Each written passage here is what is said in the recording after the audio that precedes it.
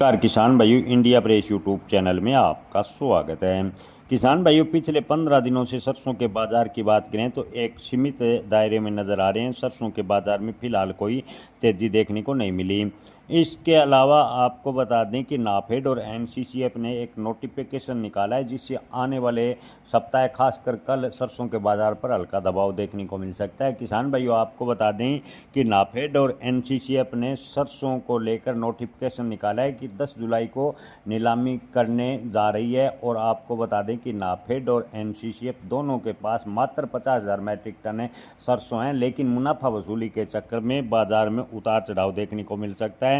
अगर कुल सरसों की आधिकारिक आंकड़ों की माने तो नाफेड और एनसीसीएफ के पास 48,163.52 मैट्रिक टन सरसों का स्टॉक है, यानी 48,163.52 मैट्रिक टन सरसों का स्टॉक का मौजूद है, जिसकी नीलामी की जाएगी।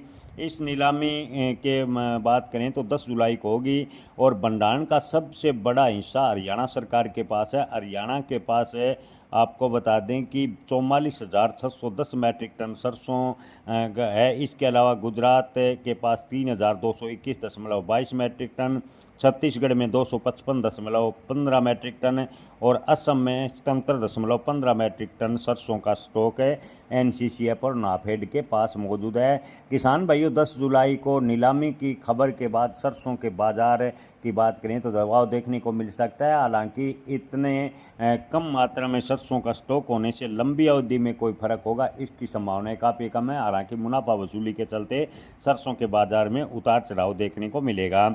किसान भाइयों, प्लांटों की बात करें तो प्लांटों में खबर के बाद सरसों के बाज़ार 50 रुपये तक टूट गए हैं। अलवर में 8575, इसके अलावा आगरा में 8660, मुरैना में 8650। कोटा की बात करें तो कोटा में सरसों के भाव 8575 पर कारोबार कर रहे हैं। अडानी प्लांट में भी 50 रुपये सरसों को घटा दिए हैं। और इसके अलावा बूंदी में भी सरसों के बाज़ार की बात करें तो 50 रुपये की गिरावट है। किसान भाइयों, ओवरऑल देखें तो ई नीलामी की खबर के बाद जो मिलें हैं उन्होंने भी 50 रुपये तक सरसों के बाज़ार में घटा दिए हैं। किसान भाइयों, इसके अलावा बात करें अन्य अंतर्राष्ट्रीय स्तर की तो अंतर्राष्ट्रीय स्तर पर खाद्य तेल के दाम बढ़ने पर सरसों के बाज़ार में सुधार होगा। फिलहाल इंडोनेशिया से पोम ऑयल की बात करें तो पोम ऑयल बंद होने जा रहा है। इंडोनेशिया ने 1 जुलाई से अपना SF15 नाम का फ्यूल बनाया है, यानी जो डीजल पेट्रोल की तरह अपने वाहनों में उपयोग किया जाएगा। ज़्यादातर इंडोनेशिया का पोम ऑयल अपने ही देश में खप जाएगा। ऐसे में इंडोनेशिया से पोम ऑयल की बात करें तो ख़रीदारी बेहद कम होगी। इसके अलावा अर्जेंटीना की बात करें तो अर्जेंटीना में सोयाबीन की अब की बार मध्यम टाइप की फसल बताई जा रही है, यानी उत्पादन अर्जेंटीना में अब की बार थोड़ा कमज़ोर बताया जा रहा है।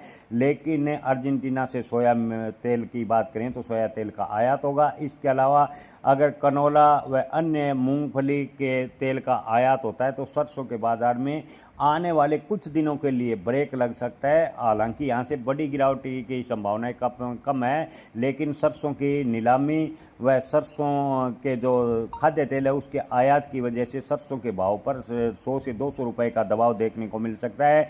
लेकिन आपको बता दें कि 15 अगस्त के बाद सरसों की जैसे जैसे डिमांड बढ़ेगी, सरसों के भाव एक बार फिर मजबूत होंगे। अब की बार सरसों का भविष्य है ओवरऑल देखें तो मजबूत नज़र आ रहा है। मंडी व्यापारियों के माने तो आगे त्योहारी सीजन है में सरसों की तेल की खपत बढ़ेगी और सरसों के बाज़ार मजबूत होंगे। इसके अलावा अगर पूरे देश में मानसून सक्रिय हो जाता है तो भी खाद्य तेल की डिमांड अचानक से बढ़ेगी और सरसों के बाज़ार में तेज़ी की संभावनाएँ बनती नज़र आ रही है। जय किसान, धन्यवाद।